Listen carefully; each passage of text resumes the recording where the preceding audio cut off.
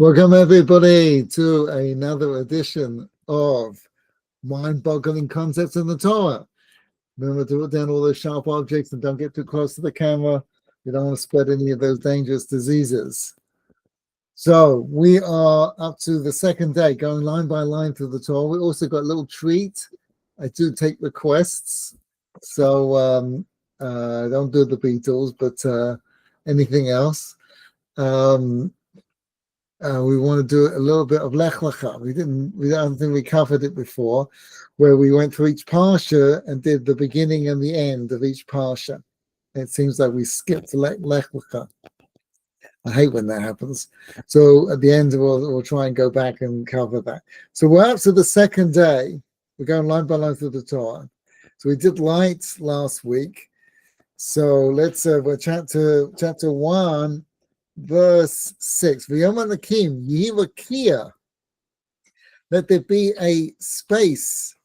It's hard to translate, hard to even understand what it means. A space at what we would call atmosphere. The tochamayim, in the middle of the mind, it should divide between the mind, between the waters. V'yoman Lakim at raki'a, and so God made this space, and He divided between the water which was below the raki'a, between the water which was above the raki'a, it was salt. And God called the raki'a Shemayim. And it was the evening and morning, the second day. So each day has its problem. Each day doesn't work. Each day has something that doesn't work in the day. In other words, we like to think of God as the master builder, but clearly He's not able. This is where I need to get my lightning rod out. He's not able to make the world that He would like to make. It doesn't quite go according to plan. And we saw that in the first day, God had to hide the light. In the second, Judith is here. Hey, Judith. Okay, hang on. Okay, and in the second day we got the water.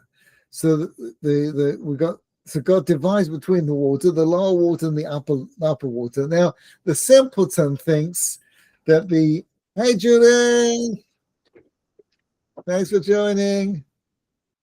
Okay, so we're on the second day. So we've got the divide between the lower water and the upper water. So the simpleton, in the ancient world, they thought that there was an ocean like up in the sky, like the world is surrounded by an ocean, right? It's clearly not what it means. What it means is the raki'a, the atmosphere, enables us to have for the water to evaporate. If water couldn't evaporate, human life would be impossible, because there's no new water. Right? The water that you drink has been through hundreds of people's kidneys. Nothing personal. Just when you say pure water, there's no such thing as pure water. Everything has been. Some fish has. I hate to say it, I hope I don't get cancelled on YouTube, but some fish has pooped in your water. There's no clean water. So what has to happen, if it wasn't for the fact you have such a thing called evaporation, so the water evaporates and it becomes what's called the upper water, meaning clouds. And through that process, it purifies and cleans the water. Right? We're all familiar. This is not high school here, so I'm sure we're all familiar with this concept, right? So the waters complained, and he said it's not fair because the upper water is a better water. Right? Why? Don't answer all at once. Take a number or go alphabetical. Why is the upper water? The lower water complain. God says to the lower water, don't worry. In the future, I'm going to pay you back. Why does God feel the necessity of it? Because the division is arbitrary. It's not because the water did something naughty. It's arbitrary. So in an arbitrary way, it's divided. One water gets to be the best water. One water gets to be the second best water. So God feels bad for the lower water, which complains. He says, why don't I get to be the upper water? Right? And so God says, don't worry. What? What's that? Is that really a complaint? It's a question. It's curiosity. I don't understand. Why am I down here and my fellow is up there? Okay, fine. You can say it like that. That's fine. That works too. 100%. But nevertheless, God feels it has to pay it back. So it says that in the future, you are going to have pride possession, pride place, because you're going to perform a service in the temple. And this is, by the way, why we have salt on our bread, because the salt is what is left when the water evaporates. It's the remainder of the water. So as a remembrance of that, that's what we do. We also have water service, one of the most, if not the most, holy and important services of the Sukkot, where we pour water on the mizbeach. So, but as I said right at the very beginning, each day God can't quite get it together. He makes something, it doesn't quite work. He has to tinker with it. It never goes according to plan, right? And here is the problem, right? The lower water complains. It's not right that I should get. I'm not part of the upper water, right? You follow? You want to follow? Mm-hmm. Right? And here is the essence of the problem.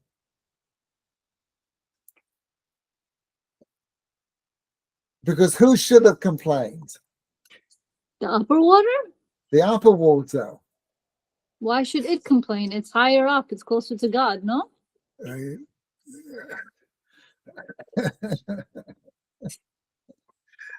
What should it complain about? That it's no longer together with the lower water. That's true. But also it doesn't have the opportunity to rise up. I don't know. No, it should complain that it's not fair to the lower waters. Oh, it didn't care about the lower water. It didn't care about the lower waters, right? So we're all building towards a being that can care about somebody else. And God couldn't do that until he gets to a human being. That's interesting. Although the human being themselves has a struggle because that's true. They want to feel their own pain. Right. And if they don't feel their own pain, they can't feel the pain of another.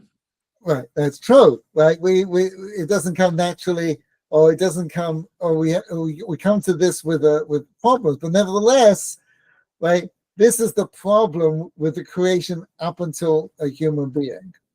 It should have been the upper waters that complain. Right now, if we take it a little deeper, right, when we say the upper waters, when we think about it from God's perspective, there's no upper and lower. It's only upper if you're sitting on ground zero.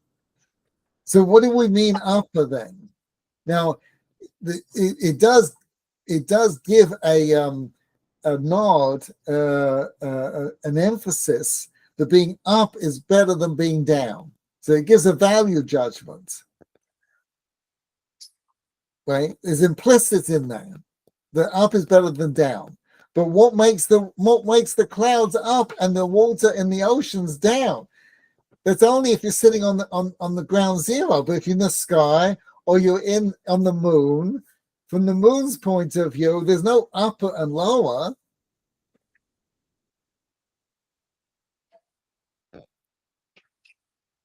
Okay, yeah. You see, it's telling you a very deep idea. There's no upper or lower. Upper and lower doesn't mean the clouds. The clouds are not, the fact that the clouds are in the sky, meaning that if you stand on the top of a mountain and you're above the cloud line, right, you're not up. Upper means less physical. And this is the concept that the Torah, this is a concept that the Torah is introducing here. That the more ephemeral something is, the more important it is. And the truth is, the more real it is. The things that are important to us are the less physical things. The more physical something is, the less value it has. There's one of my favorite quotes. I don't know who said that. I've looked it up. I can't find anybody. But if you want to know how rich you are, just count all the things you have that can't be bought with money.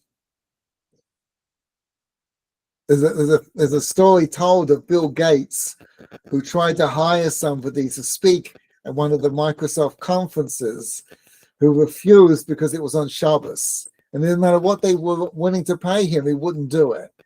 And Bill Gates, when he found out, he said, this must be a wonderful feeling to have something in your life that money cannot buy.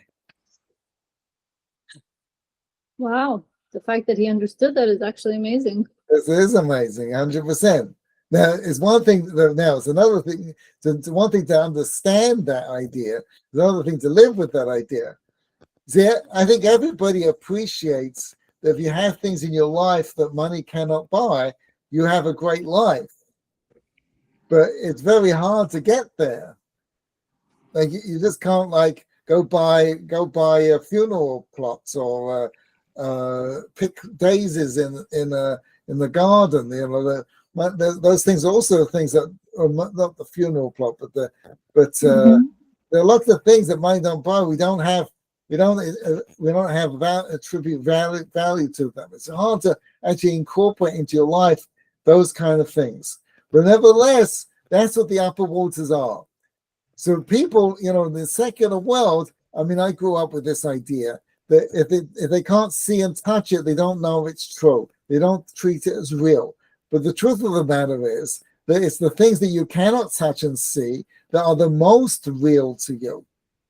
Because while you won't walk through a wall, you might, if it's for one of your children, or it's your best friend, or it's your mother, brother, sister, parent, right, spouse. These are the things that really mean so much to us, and they're not physical things. They are embodied in a person, but our experience of them, our feelings towards them, are not. You can't find love in a microscope. It's not in your DNA, right? So this is the second day. Now, to finish off the second day, God calls this atmosphere, what we call the sky, Shemayim. That's the very last verse. The Equalakim, the raki'a, Shemayim. It calls the raki'a Shemayim. Right? Now that's very strange. We've already had this experience because God called the light day. Right? But here I think is an easier way of expressing this idea, because when God said the raki'a is Shemayim, it's not Shemayim. Shemayim is in the first pasuk, in the first sentence. Oh yeah. There are only two things God created: the heavens, Shemayim, but Aretz, right? So the earth is not the planet Earth, even though again that's something the earth is called that. We're going to see the earth is called the dry land is called earth. But the earth is really, Eretz is really everything other than Shemayim. And Shemayim is everything other than earth. Wherever it is, you can't touch, see, hear, right? All the physical things, everything other than that is Shemayim. So God calls the sky Shemayim. It isn't Shemayim. So what does it mean that he calls it Shemayim? So when you call something, we're going to see this with Adam when he gives the names to all the animals. When you call it, what you're really doing is you're designating it as for a purpose. So when you call something a chair, excuse me. Yes.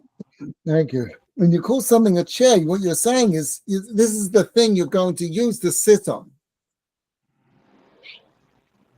Right? When you call something a table, similarly, something a pen. So when you call the sky Shemayim, what you're doing is you're simulating, you're assigning it a purpose similar to the real Shemayim. Now, the real Shemayim is really where all the important things happen. The earth is really just it's sort of like the back lot. The back lot is always bigger than the front lot. The back lot of Disneyland is much bigger than the front lot. To make anything look like what it is, you need its geometrical relationship. Right? For every inch in the front lot, you need a foot in the back lot. To make something appear on the silver screen, you need a whole studio. Right? You need script. It doesn't just come out on the screen. It's on the screen. It's very, very thin. But in real life, what created the picture is very, very big. So Shemayim is the place where everything on earth is decided upon. It's the place of all the meaningful things, right? And our relationship to it is similar to the relationship we have to the sky. Now, it's a fascinating thing because for some reason, better known to the people who want it, right? We seem to assign a tremendous meaning to going to the moon, and even more so to Mars.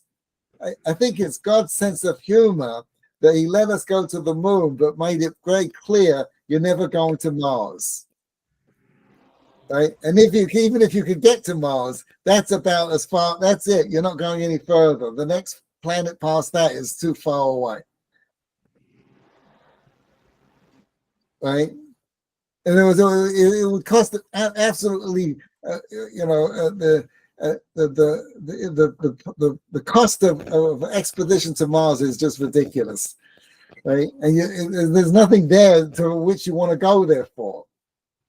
Which makes you wonder why they send anything there to begin with and spend billions of dollars for what? Right, spend billions of dollars. Spend your money on? That's more important.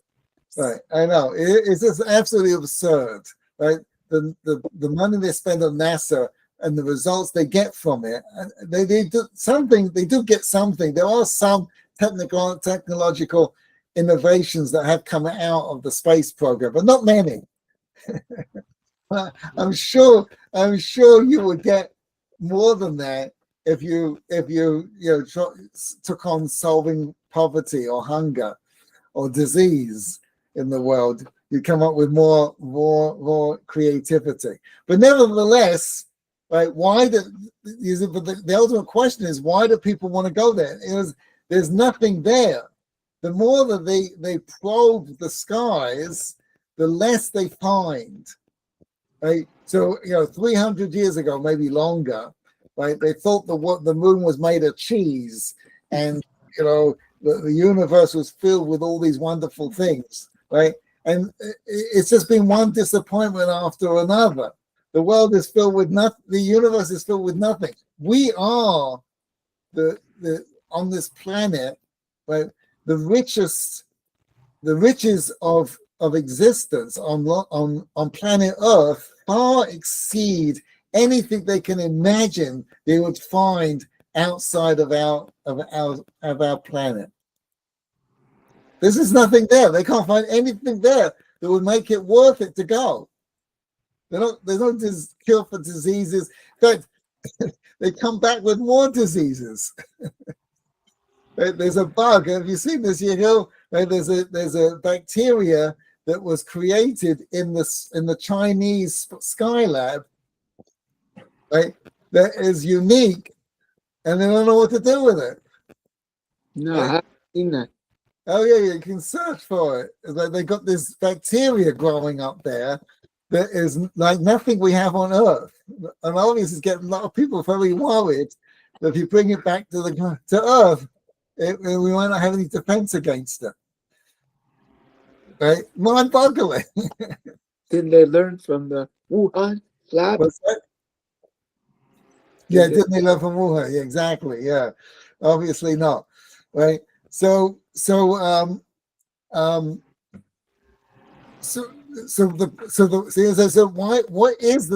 is the draw to go to Mars? I mean, growing up in a secular world, there was this fascination. Star Wars. It's like it just sounds it just sounds so intriguing, so enticing. To conquer the galaxy, the emperor of the galaxy. Right? Even though Star Wars is exactly the same as your Western, the Western movies, with the cowboys and the Indians and the bad guys and the bank robbers, it's the same storyline. It's just sort of a host. They've got a starship. There's no difference, But suddenly, like instead of using a sword in Errol Flynn, as per Errol Flynn with Robin Hood, he's using a lightsaber. so that makes it more meaningful. It's just the same silliness, right? So what is it? And that's what the Torah is coming to tell you. It's a fascinating thing. That our desire to go to the skies, to go where Star Trek, go where no man's gone before, like to explore the universe, right, is really a desire to understand heaven, Shemayim, the real Shemayim, to be part of that, and to go there. As Rabbi Belsky said, the Western world, the non-Jewish world, has the smarts and the genius, and they think they're amazing because they put a man on the moon, right? They put a man on another planet, right? We, from the Torah, our chachamim, our wise people, our sages, can teach us how to get into another existence, right? That's the real accomplishment, to put us in Gan Eden, to put us in Shemayim. That's really the amazing thing of life. So to get a taste of that, to understand what that's like, we have a simile of it because our desire to go to Mars, to explore the sky. That desire is tapping into the innate desire we have to taste Shemayim. That's what it's all about. All right. So Yes. the lower water not being being jealous of the upper water tells us that's where it's jealous because of the upper waters being the spiritual world. Yeah, right. The more ephemeral something is, the more value it has. The more physical it is, the more you can touch and feel and measure it, the less meaning it has.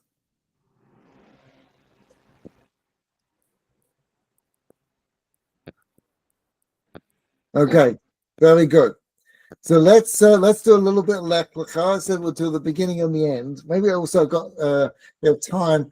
I'd love to share a little insight into the Parsha as well. So Lech Lecha begins with a famous line that we're all familiar with. Lech Lecha, V'yomer Hashem el Avram, Lech Lecha ma'atzecha, go from your land. Lech Lecha from your land, from your birthplace, the house of your fathers, to the land which I will show you. And it ends, every parsha begins and ends on the same thing, which the rabbis tell us that when anything that begins is like salami. Right? If the beginning of the salami is a salami and the end of the salami is a salami, you don't have to worry about the middle. That's a salami too. That's how it works. So each parsha begins and ends on the same thing.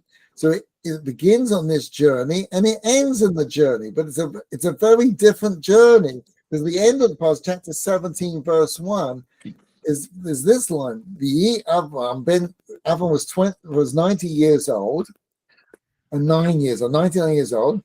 Hashem Elam, and God appeared to Avram, and he said to him, I am God, walk before me, b'hayat tamim, and be perfect. Right. This is also another journey that God invites Abraham to go in. But in this journey, it's missing the promise. In the first journey, God says to him, if you go on this journey, I'll make you into a great nation. I will bless you, and I'll make your name great. Where does it say that? I see where it says he was 99 years old when he was circumcised on the flesh of his foreskin. Right. Where does it say about how will make you perfect? V'hayat hamim, Where is that? chapter 17, verse 1.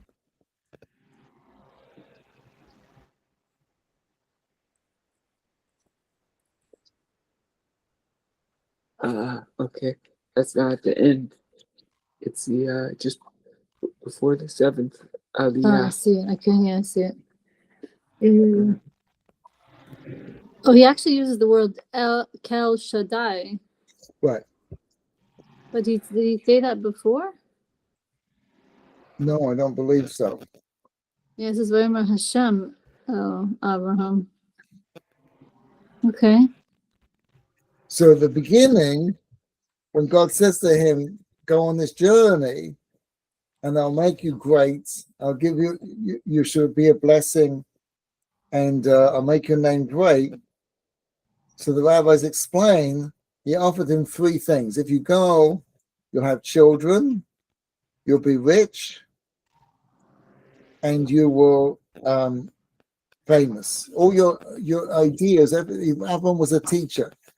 Everything you stand for and everything you teach will travel the world. The world will follow in your path.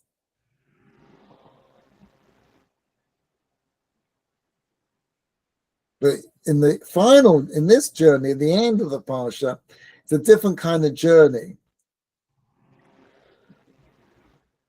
It's not, it's like, it's like the difference between marriage and parenting. Both are a journey. So when it comes to parenting, the smallest good outweighs all the bad. So your kids draw, your 6-year-old makes a finger painting at school and says, "Here, mommy, it's for you because how much I love you." Right? And all the bedwetting and all the throwing up and all the yelling and all the everything just goes out the window. Oh. With marriage, the smallest bad outweighs all the good. Right? So something, your spouse does something that ticks you off, right? It doesn't matter what happened up until that point. Right? Like I like to say, you go on the dream vacation to Hawaii for 10 days. It's the best food and accommodations and the sightseeing. It's just the dream. Every day is another Instagram moment. Right? And you get into an awful argument with your spouse about who gets the aisle seat on the plane back. And you'll say, and you'll mean it, I wish I stayed at the office. When it comes to marriage, the smallest bad outweighs all the good. Right? So you see, why is that? And it's not a meaningless reason. It's because when it comes to parenting, it's all about it's all about the destination. So it's all about the destination. It's where you're trying to get to.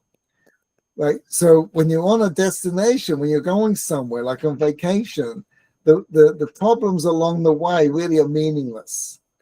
If you get to the end, it's the end that really counts. Marriage is also a journey, but the journey is the destination. It's all about the journey. It's not about going anywhere specifically. It's all about the journey. It's like buying a very expensive car. It's not about the car's there to get you somewhere. The experience of the drive is also valuable and important to you. That's why you spend so much money. Right? That's the end of the parsha. It's a different kind of journey. Beit. Enjoy the process. Live the process. It's all about the process. It's like living day Yes. by day, What's that? like living day by day. Living like day by day. Exactly. Right. Very good. Okay. One last idea, one last thought on this week's Parsha. In this week's Parsha is the famous story of Yaakov that fights with an angel. I'm sure you're all familiar with it. It's a very famous story. And the Parsha says something very strange. It says that Yaakov was alone. Right? He went back, the famous midrash says he went back to get the pots. Right? And while he was there, he was left alone. And he fought with the angel. So the angel is famous. The angel is the angel of Esau.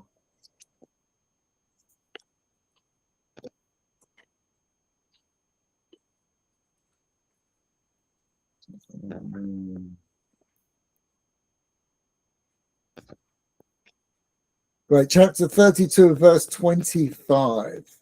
Yerasa Yaakov levodo. Yaakov was left alone. There's a famous story of Sarah Schneer, the founder of the Beit Yaakov movement. And she was in a class, and the teacher said that there are places on this world where they're so desolate, like the deserts or the Antarctica, that if you were there, you would be all alone. No one else would be there. And Sarah Schneer protested and said, "You're never alone. Hashem is always with you." Ooh, good one. Good one, exactly. But there were two people in the whole Torah who are left alone.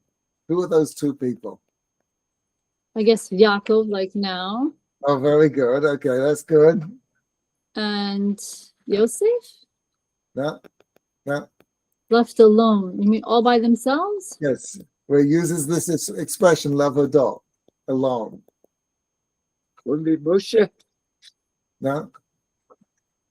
Good try. Is it all of Tanakh or just Chumash? Just Chumash, yeah. I think it's all at Tanakh too, but I'm not going to go that far.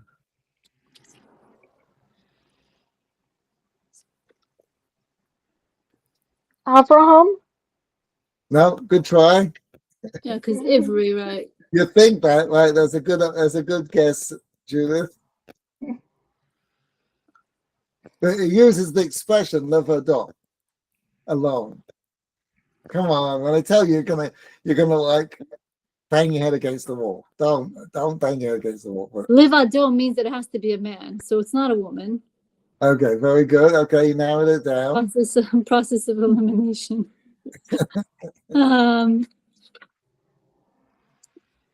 Who was all alone?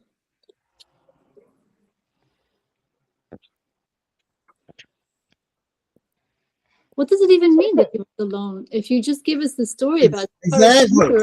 Yeah, how can he be alone? So we're going to see there's two, and when we understand the two, we'll understand why they're alone. It wasn't Yehuda, was it? When the brothers. No, it's very early on. Oh, early on. You mean like Noach type early on? Keep going. You mean like Adam? Uh-huh. Come on. Oh, you mean Cain because he was banished. No. No? You want me It's to say it? Yeah, go ahead. Lo tov.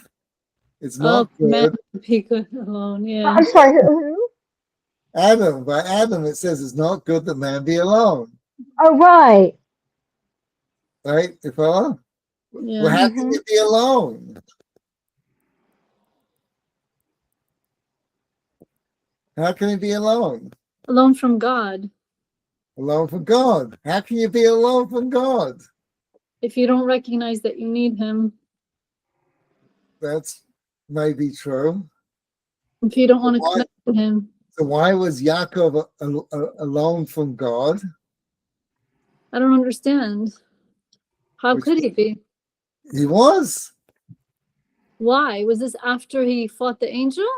No, before that, he only fights the angel because he's not with God. Mhm. Because of the Mhm. fear. The fear caused him Right. to feel that he was alone. No. Listen, don't worry. I wouldn't have got it either. Rashi tells me. Thank God Mhm. for Rashi. Right? If you want to look it up, it's the previous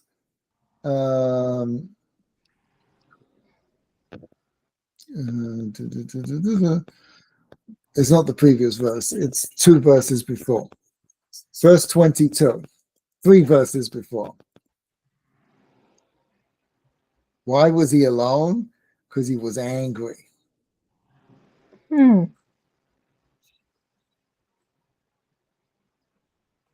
He was alone because he was angry. Oh, and when a person's angry, there's no place for God. Oh, ding, ding, ding, ding, ding, ding, ding, ding. Mhm. Well done, Zita. Don't get angry. Asaph is only able to have an effect on us when we're alone from God, when we're angry. Don't get angry. Oh, that could be so hard sometimes. When you're in pain. Yeah. Praise God. We're for Shlema. Amen. Okay. Thanks, everybody. Thank you, Rabbi Bars. Bye-bye. Oh, thank you. Thank you. Shabbat shalom.